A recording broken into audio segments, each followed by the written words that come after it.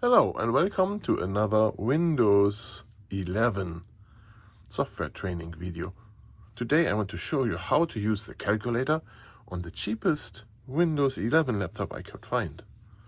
$340 for this beauty. You can see up here in the corner I have a link to the original video where I showed this and got it out of the box. If you have never used a calculator on your computer before, just go down here to the search button and type in the word calculator. C-A. It knows immediately and can read my mind. It finishes my thought. Calculator. Best match, it shows the calculator app. You can right click on this to open it, or we can look over here to the right and we can say, hey, this app is great, I want to use it more often, so pin this thing to the taskbar. The taskbar is the bar down here.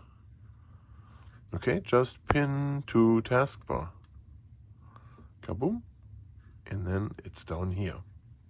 Now, for you guys to see easier, we're going to zoom in my screen here into the screen so that you can see better. One thing I have to tell you first, and let me open the app for that. So I click on the app down here, so it opens my calculator. In the calculator, you can push the buttons with your mouse key, if you do have a mouse connected to it. You can also use your trackpad to click buttons and enter numbers. What is very odd to use a calculator. So you would rather have probably buttons. You can use the buttons up here, 3, 4, 5.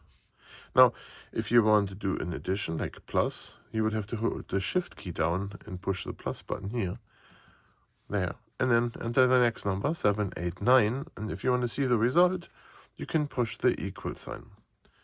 They do make external keypads, like calculator keypads, that you can put next to your laptop, like instead of a mouse, and then you would have real calculator buttons on there, and it feels like a real calculator. The only thing what I have to say there is, why would you buy a little keyboard with those numbers if you can buy a calculator for the same price? So then you would buy just a real calculator, right? The point here is to have one if you need it in your laptop just in case. Okay, now let's zoom into this. So, as I said, with my mouse I can enter here, multiplied and equal, and do my calculations. I can delete everything what I entered there with the C button. I can look in the history, what I typed before. I can delete my history if I need to. I can use this button here that will keep this app on top of everything. Meaning, if you have a couple of applications open and you want your calculator to be on top, you can use that button. Here it says standard. That means it is in its standard configuration, its standard setting. You can click on here, the settings button, to navigate through a bunch of other settings. Down here on the bottom is the color setting, so to see how you want this calculator to look like, either the light colors, the dark colors, or use your system settings, whatever Windows is displaying right now. Now I clicked out of it, so click on this again.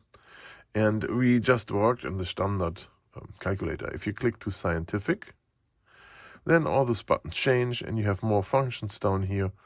You have a trigonometry button with sine, cosinus, and functions and those kind of things. If you know how to use it, then you know what all this means. Scientific, graphing. So it can do graphs here. Now, just to show something here. Okay, let's do an expression.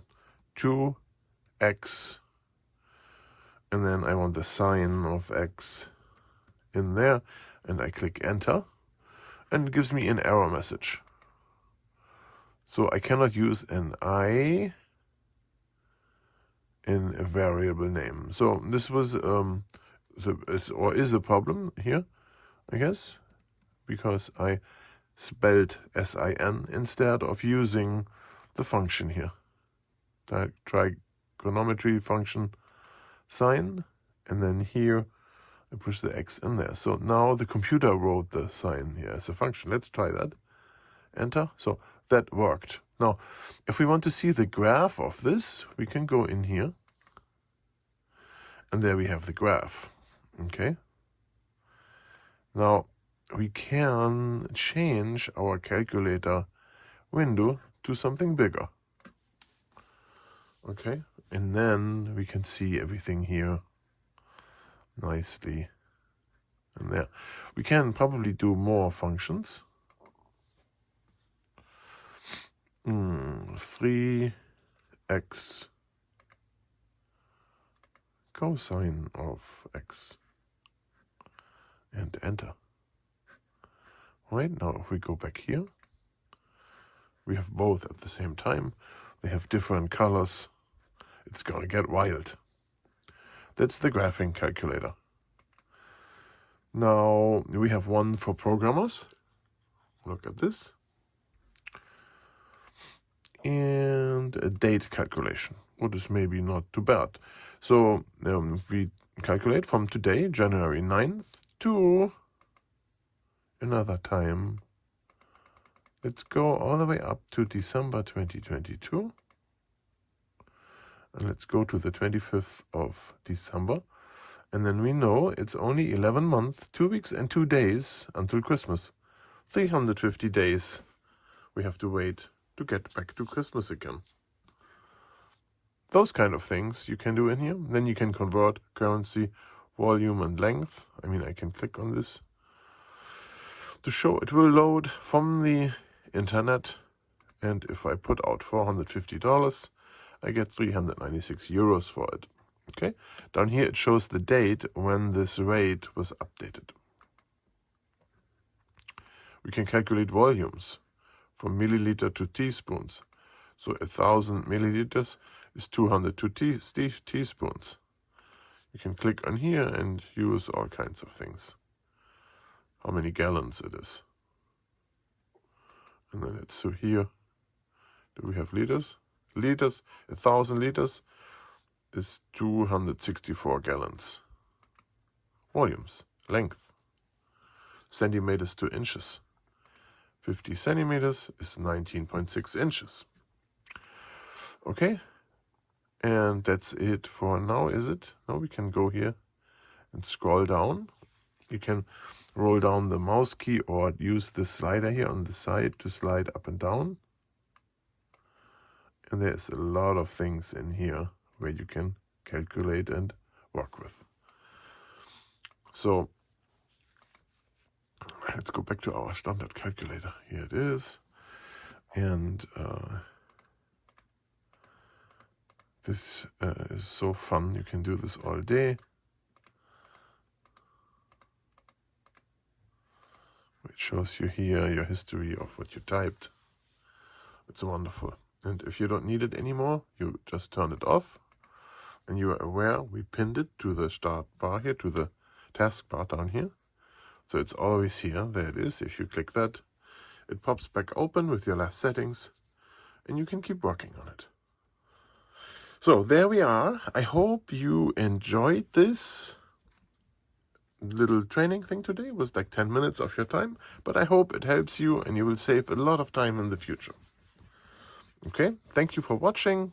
Maybe you subscribe and thank me with a click on the like button.